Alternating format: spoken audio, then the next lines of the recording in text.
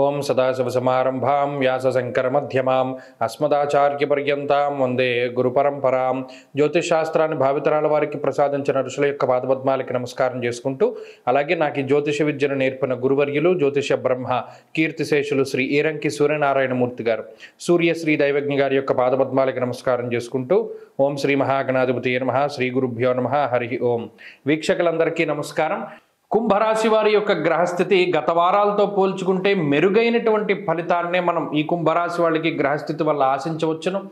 దశమంలో రవి ఉన్నారు, అలాగే గురుబలం ఉన్నది, చంద్రబలం ఉన్నది ప్రధానంగా ఈ రాశి వారికి. అలాగే ఈ మూడు గ్రహాల యొక్క స్థితిగతులు, దశమంలో కుజుడు కూడా దిగ్బలయుక్తుడై ఉన్నాడు. అక్కడ కుజుడు యోగించకపోయినప్పటికీ దిగ్బలాన్ని పొంది ఉన్నటువంటి గ్రహం ఉండడం వల్ల వృత్తి ఉద్యోగాల పరంగా ఎదుర్కొనేటువంటి సమస్యల నుండి బయటపడడానికి కావలసినటువంటి ధైర్యం ఉంటుంది. ఎందుకంటే అర్ధసిద్ధి సదారోగ్యం బంధు సంతోషవర్ధనం అన్నది శాస్త్రం. అటు గురువు కానీ రవి కానీ ఒక సపోర్టివ్ రోల్ని ప్లే చేస్తూ ఉంటారు. గోచార ప్రకారంగా వారి ఈ స్థానాల్లో అనుకూలించేటప్పుడు ఆర్థికంగా ఉపయోగపడతారు, ఉద్యోగపరంగా ఉపయోగపడతారు, అలాగే ఆత్మవిశ్వాసం పరంగా మనం ఇది చెయ్యగలం అనేటువంటి పాజిటివిటీని బయటకు తీసుకొస్తూ ఉంటారు, ఆరోగ్యాన్ని ప్రసాదిస్తూ ఉంటారు. అలాగే చెడు ఆలోచనలు దగ్గరికి రానివ్వదు ఈ గ్రహస్థితి. ఈ రకమైనటువంటి ఫలితాలను మనం కుంభరాశి వారికి ఈ వారంలో ఆశించవచ్చును. అప్పు చెయ్యాలి అనేటువంటి ఆలోచన రాదు. ఎంతసేపు కూడా మనం ఇది ఎలా సంపాదించాలి, ఎలా కొనాలి, ఎలా ముందుకు వెళ్ళాలి అనేటువంటి ధోరణే వస్తుంది. కానీ నెగిటివ్ థాట్స్ రావు. అంటే పలానా జూదము, స్పెక్యులేషను, బెట్టింగు ఇటువంటి వాటి జోలికి పోవాలి అనేటువంటి ఆలోచన రాదు.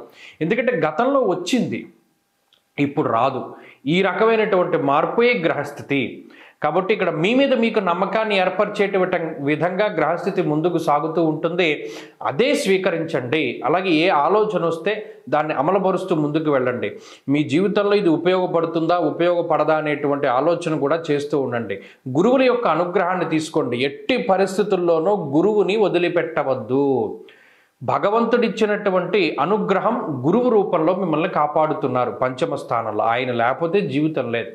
గురువుని వదిలిపెడితే జీవితం గుడ్డి జీవితం అయిపోతుంది, ఏమీ తెలియదు. అందుకని కుంభరాశి వారు ఇది ప్రధానంగా గుర్తుపెట్టుకోండి.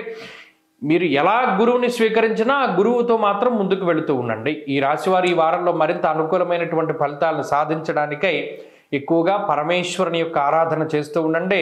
ఉమామహేశ్వర స్తోత్రాన్ని పఠిస్తూ ఉండడం చెప్పదగినటువంటి సూచన. ఈ వారంలో కలిసి వచ్చేటువంటి రోజు ఆదివారంగా చెప్పవచ్చును. అదృష్ట సంఖ్య 9, అదృష్ట వర్ణము ఎరుపు. తదుపరి మీనరాశి.